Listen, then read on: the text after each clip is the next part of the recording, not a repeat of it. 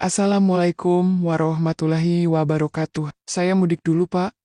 Nanti malam, saya tunggu Bapak di kamar saya. Saya serahkan diri saya untuk Bapak nanti malam. Kalimat itu meluncur dari bibir Desi dengan suara bergetar, membawa ketegangan yang menyesakkan. Ia tak tahu lagi cara lain untuk membuat Pak Dodi majikannya yang sunyi dan kesepian merelakannya pergi. Namun yang tidak Desi sangka, jawaban Pak Dodi justru membuatnya menyadari bahwa kasih sayang tidak selalu ditunjukkan dengan pengorbanan diri, tetapi dengan kejujuran, ketulusan, dan keberanian untuk percaya. Desi sudah 3 tahun bekerja sebagai asisten rumah tangga di rumah Pak Dodi, seorang duda berusia 40 tahun. Rumah besar itu dulu terasa begitu hidup, ada canda tawa anak-anak, aroma masakan yang menggugah selera, dan suara langkah kaki yang riuh di lorong panjang. Namun, sejak istrinya meninggal 5 tahun lalu, rumah itu menjadi sunyi, dingin, seperti kehilangan jiwanya. Pak Dodi yang dulu dikenal hangat dan ceria,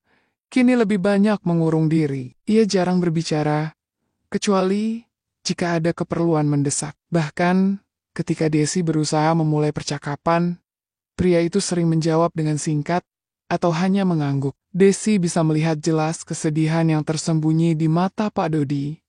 Kesedihan yang tak pernah benar-benar pergi. Sebagai satu-satunya yang mengurus rumah itu, Desi sering merasa memiliki tanggung jawab lebih dari sekadar pekerjaan rumah tangga. Ia memasak, membersihkan rumah, mencuci pakaian, bahkan memastikan Pak Dodi makan dengan teratur. Kadang, Desi meninggalkan teh hangat di meja kerja pria itu tanpa sepatah kata pun. Hanya berharap ia akan meminumnya sebelum larut dalam pekerjaannya. Pak Dodi jarang berterima kasih, tapi Desi tahu pria itu menghargainya dengan caranya sendiri. Namun, beberapa hari terakhir, pikiran Desi semakin kacau. Ibunya menelepon berkali-kali.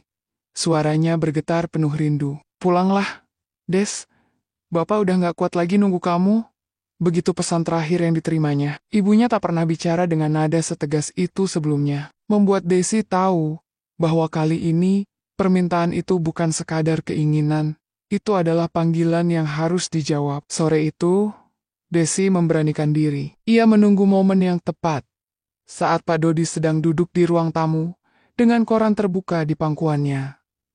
Hatinya berdebar keras. Ini bukan hanya soal meminta izin cuti ini, soal meninggalkan rumah yang diam-diam, sudah ia anggap seperti rumah sendiri, Pak. Panggil Desi pelan. Pak Dodi menurunkan korannya perlahan. Matanya menatap Desi dengan sorot tajam, membuat nyalinya hampir ciut. Saya izin mau pulang kampung," ucap Desi dengan suara nyaris bergetar. "Cuma 10 hari aja. Orang tua saya kangen." Pak Dodi diam sesaat. Matanya meneliti wajah Desi, seolah mencari alasan di balik permintaan itu. Akhirnya, ia mendengus kecil. "Kalau kamu pulang, siapa yang ngurusin rumah ini?" Tanyanya dengan suara datar, tapi cukup tegas untuk membuat dada Desi sesak. "Saya nggak lama, Pak. 10 hari aja." Desi mencoba menjelaskan. "Tapi kamu tahu, saya nggak bisa ngurus rumah ini sendirian kan?" Suara Pak Dodi sedikit meninggi, nyaris menyeratkan kekhawatiran. "Kamu penting buat saya." Kata-kata itu membuat Desi tercekat. Ada sesuatu dalam nada bicara Pak Dodi yang terasa berbeda. Bukan sekadar keluhan majikan pada pembantunya, tapi sesuatu yang lebih dalam. Desi tahu pria itu kesepian, tapi ia tidak pernah menyangka bahwa kehadirannya berarti sedemikian besar. "Saya ngerti, Pak," jawab Desi lirih. "Tapi orang tua saya butuh saya juga." Pak Dodi tidak langsung menjawab. Ia menatap kosong ke jendela, seolah menimbang sesuatu yang sulit diucapkan. Desi menunggu dalam hening, berharap jawaban yang tidak akan membuat hatinya semakin berat. Pak Dodi menatap Desi dengan sorot mata yang sulit diartikan. Wajahnya tegang, seolah ada sesuatu yang ingin ia katakan, namun tertahan di ujung lidah. Desi berdiri dengan canggung di hadapannya, meremas ujung bajunya sendiri untuk menenangkan kegugupan yang menguasainya. "Apa nggak bisa nanti aja, Des?" Suara Pak Dodi terdengar lebih pelan, namun syarat dengan tekanan yang sulit dijelaskan. Desi mencoba menenangkan diri. "Pak, saya nggak akan lama, 10 hari aja. Saya janji pulang tepat waktu." Pak Dodi menghela napas panjang. Berat sekali. Seolah napas itu membawa serta beban yang selama ini ia pendam. Korannya ia lipat kasar dan dilempar begitu saja ke meja.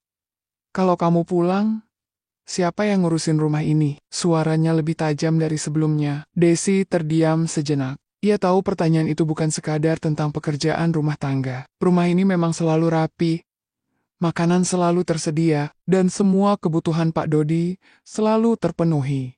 Karena Desi telah terbiasa mengurus semuanya. Tapi yang membuat Desi paling mengerti adalah, sejak istrinya meninggal, Pak Dodi tak hanya kehilangan pasangan hidupnya. Ia kehilangan seseorang yang menjadi alasan untuk pulang ke rumah. Saya cuma pergi sebentar, Pak, ujar Desi dengan suara yang bergetar. Saya udah siapin semuanya buat Bapak sebelum saya pergi. Makanan di kulkas, baju yang udah disetrika, semuanya udah rapi, Des. Bukan itu masalahnya. Pak Dodi menatapnya dengan sorot mata yang membuat dada Desi terasa sesak. Saya nggak butuh makanan yang siap disaji atau baju yang udah disetrika. Desi diam, menunggu. Saya butuh kamu di sini, kata Pak Dodi, hampir berbisik. Kalimat itu membuat Desi menelan ludah dengan susah payah. Ia tidak menyangka akan mendengar kata-kata seperti itu dari pria yang selama ini dikenal pendiam dan tertutup. Pak, saya ngerti, tapi Bapak juga tahu saya harus pulang. Ibu sama Bapak saya butuh saya. Pak Dodi menunduk, seolah menghindari tatapan Desi. Saya tahu. Saya cuma suaranya tercekat. Ia berusaha merangkai kata-kata, namun yang keluar justru keheningan yang panggang. Desi tahu battle. Pak Dodi bukan pria yang mudah mengungkapkan perasaannya. 5 tahun sejak istrinya meninggal, Pak Dodi selalu berusaha terlihat kuat. Tapi Desi melihat sendiri malam-malam, ketika pria itu duduk berlama-lama di teras rumah, menatap kosong ke jalanan yang gelap, pernah sekali. Desi mendengar suara Pak Dodi bergumam pelan, menyebut nama almarhum istrinya, sambil menarik napas berat. Melihat pria itu kini berusaha menahan emosi yang hampir meluap, membuat Desi semakin sulit menahan rasa iba. Saya nggak lama, Pak, ulang Desi dengan suara lirih, nyaris bergetar. 10 hari aja?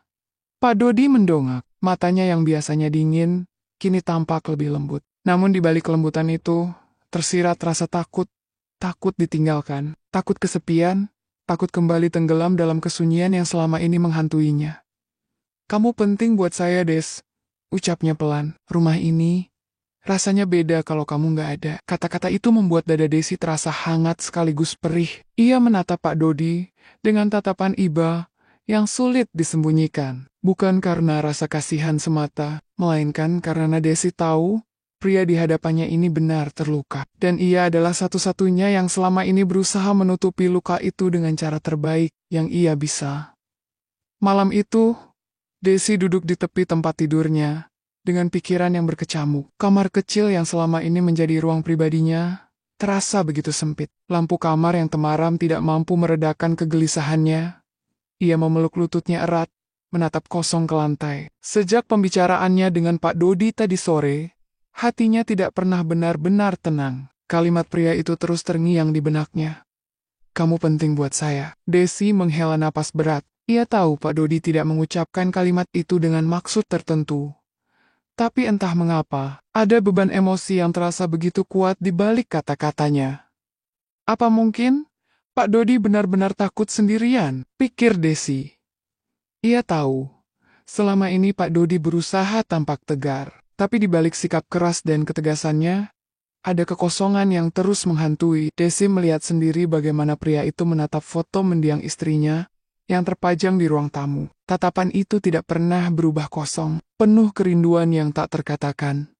Desi menengadahkan wajahnya ke langit-langit kamar, menahan air mata yang hampir tumpah. Apa aku tega ninggalin dia sendirian? Gumamnya pelan. Tapi kemudian, bayangan wajah ibunya muncul di pikirannya. Ibunya yang sudah tua, yang selalu menyambutnya dengan senyum hangat, setiap kali Desi pulang. Bayangan ayahnya yang tubuhnya mulai melemah, sering batuk-batuk, ketika berbicara di telepon. Bagaimana jika kali ini ayahnya benar-benar butuh dirinya? Desi merasa terjebak di persimpangan yang sulit. Ia ingin menemani keluarganya di kampung, tapi bagaimana jika selama ia pergi, Pak Dodi kembali terpuruk dalam kesendiriannya? Malam semakin larut, dan Desi tahu ia tidak akan bisa tidur jika terus dikuasai kegelisahan ini. Dengan langkah ragu, ia keluar dari kamarnya dan berjalan menuju kamar Pak Dodi.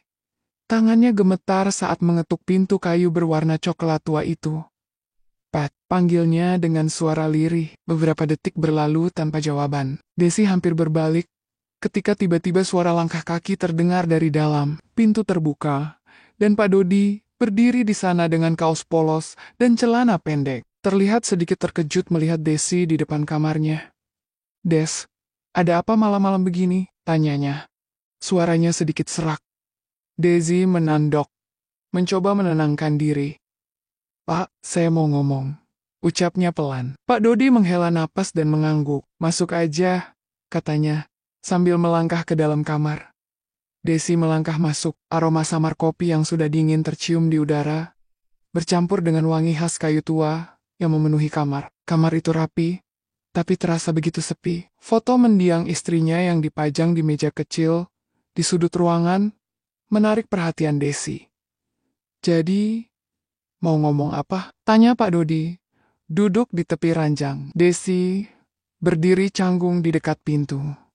"Pak, karena saya mau mudik dulu malam ini. Bapak saya tunggu di kamar saya ya," ucap Desi terbata-bata. Pak Dodi menatapnya dengan kening berkerut. "Maksud kamu apa, Des?" Desi menelan ludah. Suaranya bergetar. Saya tahu Bapak kesepian. Saya nggak mau Bapak sendirian. Kalau ini bisa bikin Bapak lebih tenang waktu saya pergi, saya rela." Kata-kata itu nyaris tak bisa keluar dari bibirnya. Tangannya gemetar, dan dadanya terasa begitu sesak. Pak Dodi menatap Desi dalam-dalam. Matanya melembut, namun sorot itu justru membuat Desi semakin gugup. "Desi," suara Pak Dodi nyaris berbisik, "apa yang kamu pikirin? Kamu nggak perlu ngelakuin ini." Suara pria itu terdengar begitu rapuh, nyaris memohon. Desi tahu, di balik ketenangan itu, Pak Dodi berusaha menutupi sesuatu. Sesuatu yang selama ini ia pendam sendiri. Desi berdiri terpaku di depan Pak Dodi, hatinya berdebar kencang. Ruangan itu terasa semakin sesak oleh keheningan yang berat. Desi berusaha mencari keberanian untuk berbicara, tetapi tatapan Pak Dodi membuatnya semakin sulit membuka mulut. "Desi," Pak Dodi menghela napas panjang. Suaranya lirih, namun syarat dengan kelelahan.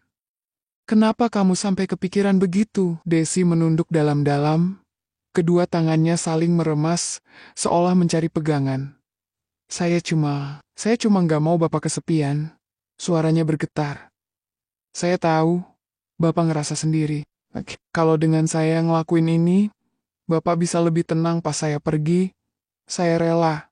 Kalimat itu menggantung di udara. Nafas Desi tercekat di tenggorokannya. Pak Dodi bangkit dari tempat tidurnya. Langkahnya pelan mendekati Desi. Ia berdiri di depannya, nyaris berhadapan. Namun tidak ada kemarahan di wajahnya, hanya kelelahan dan kesedihan yang samar. "Death," suaranya lebih lembut sekarang. "Kamu tahu nggak, sejak kamu kerja di sini, rumah ini mulai berasa hidup lagi." Desi mendongak perlahan, menatap Pak Dodi dengan mata berkaca-kaca. "Saya tahu kamu nggak cuma kerja di sini karena butuh uang," lanjut Pak Dodi. Kamu peduli sama rumah ini, sama saya. Saya tahu itu." Desi menggigit bibir bawahnya untuk menahan isak yang hampir pecah. Ia tidak menyangka Pak Dodi benar-benar menyadari semua yang ia lakukan selama ini. "Tapi Death," Pak Dodi melanjutkan, suaranya terdengar lebih tegas. "Saya nggak pernah mau kamu ngelakuin sesuatu yang bikin kamu nggak nyaman. Saya nggak mau kamu ngorbanin diri kamu cuma karena kasihan sama saya." Desi terdiam. Hatinya terasa mencelos. Saya cuma nggak mau Bapak ngerasa sendiri," ucapnya pelan. Pak Dodi menatapnya dengan sorot mata yang sulit dijelaskan. Saya memang kesepian. Katanya jujur, tapi bukan itu alasannya. Kenapa saya nggak mau kamu pergi? Desi mengerutkan kening.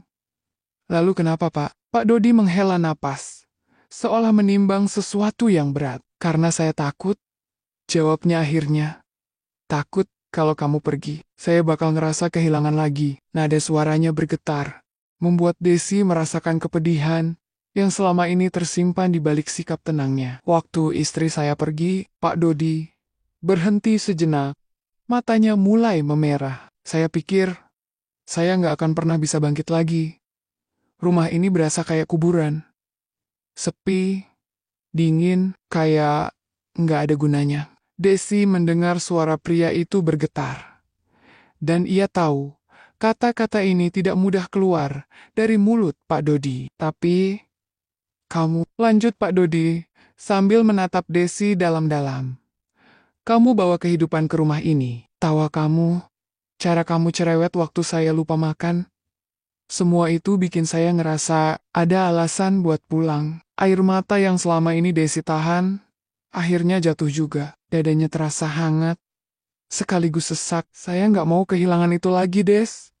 Kata Pak Dodi dengan suara yang nyaris patah. Tapi, saya juga nggak mau kamu ninggalin keluarga kamu demi saya. Mereka pasti butuh kamu lebih dari saya. Desi menutup wajahnya dengan kedua tangan. Tangisnya pecah, tanpa bisa ditahan lagi. Saya merasa bodoh, karena berpikir bahwa menyerahkan dirinya adalah satu-satunya cara untuk membantu Pak Dodi. Pria itu tidak buta tubuhnya, ia hanya butuh seseorang yang tulus peduli padanya. Pak Dodi mendekat, lalu dengan ragu-ragu menyentuh bahu Desi. Pulanglah, Des. Ucapnya lembut. Temui orang tua kamu, saya bakal baik-baik aja. Desi mengangkat wajahnya yang basah oleh air mata. Dalam sorot mata Pak Dodi, ia melihat sesuatu yang selama ini jarang terlihat, kehangatan yang jujur, dan ketulusan yang begitu dalam. Pagi itu, Desi sibuk di dapur menyiapkan sarapan terakhir, sebelum ia berangkat ke kampung halaman. Tangannya lincah mengaduk bubur ayam di panci, sementara pikirannya melayang pada percakapannya dengan Pak Dodi tadi malam. Kata-katanya terus terngiang di benaknya. Pulanglah, Des, saya bakal baik-baik aja. Desi tahu Pak Dodi mengatakan itu untuk meyakinkannya, tapi ia tak bisa membohongi dirinya sendiri. Ia masih khawatir, bagaimana jika selama ia pergi, Pak Dodi kembali terpuruk dalam kesendiriannya? Bagaimana jika pria itu mulai lagi berlama-lama menatap foto istrinya di ruang tamu, atau termenung di teras sampai larut malam? Des, suara berat itu mengejutkannya. Desi berbalik, dan melihat Pak Dodi berdiri di ambang pintu dapur, masih dengan kaos oblong dan rambut yang sedikit berantakan. Ada lingkaran samar di bawah matanya, tanda bahwa pria itu mungkin tidak tidur nyenyak semalam. Oh, Pak. Desi buru-buru mematikan kompor dan melangkah mendekat. Sarapan sebentar lagi siap. Bapak duduk dulu ya. Pak Dodi tidak menjawab. Ia hanya berdiri diam, menatap Desi seolah ingin mengatakan sesuatu yang penting. Ada apa, Pak? Tanya Desi hati-hati. Pak Dodi menatapnya dalam-dalam. Dev, saya serius soal tadi malam. Kamu nggak perlu khawatir soal saya. Desi menendak, berusaha menenangkan hatinya yang kembali diliputi rasa bersalah.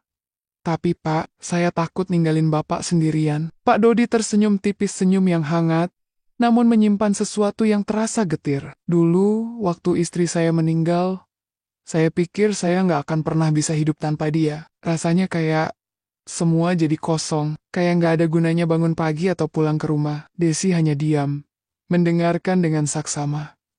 Tapi kamu, lanjut Pak Dodi, datang dengan semua kehebohan kamu. Kamu bikin rumah ini nggak cuma sekadar rumah lagi. Dan itu, ia berhenti sejenak. Matanya terlihat sedikit berkaca-kaca. Itu udah cukup buat saya percaya kalau saya bisa baik-baik aja. Desi menggigit bibir, menahan air mata yang kembali menggenang. Pak, suaranya lirih. Kalau ada apa-apa selama saya pergi, Bapak telepon saya ya. Pak Dodi mengangguk pelan. Saya janji. Beberapa jam kemudian, Desi berdiri di depan pintu rumah. koper kecilnya di sisi kanan, sementara Pak Dodi berdiri di ambang pintu. "Jaga kesehatan, Pak," ucap Desi. Suaranya pelan, namun syarat makna. Pak Dodi tersenyum lembut. Dan untuk pertama kalinya, senyum itu terasa tidak lagi dipaksakan. "Kamu juga, Des. Jangan lupa makan ya. Jangan cuma sibuk urusin orang tua kamu, tapi lupa jaga diri sendiri." Desi tertawa kecil, meski air mata hampir saja jatuh. "Iya, Pak. Saya nggak bakal lupa." Ia berbalik, melangkah menuju gerbang rumah. Baru beberapa langkah, suara Pak Dodi memanggilnya lagi. "Death." Desi menoleh. "Terima kasih ya," ujar Pak Dodi, suaranya bergetar. "Buat semuanya." Desi menatap pria itu, lalu tersenyum penuh kehangatan. "Sama-sama, Pak." Saat ia melangkah pergi, Desi tahu bahwa hatinya tidak lagi dipenuhi kekhawatiran yang sama. Ia percaya, untuk pertama kalinya, sejak kepergian istrinya, Pak Dodi benar-benar akan baik-baik saja. Dan ia tahu, ketika ia kembali nanti, rumah itu akan tetap terasa hangat, karena kehadirannya telah meninggalkan jejak yang tidak akan pernah hilang. Terima kasih sudah menonton hingga akhir. Semoga kisah ini bisa menjadi pelajaran dan inspirasi untuk kita semua. Jangan lupa untuk like jika kamu suka, komen pendapatmu di bawah, dan subscribe supaya nggak ketinggalan cerita menarik lainnya. Dan yang paling penting, nyalakan lonceng notifikasinya agar kamu selalu update dengan kisah-kisah terbaru dari kami. Sampai jumpa di video selanjutnya. Wassalamualaikum warahmatullahi wabarakatuh.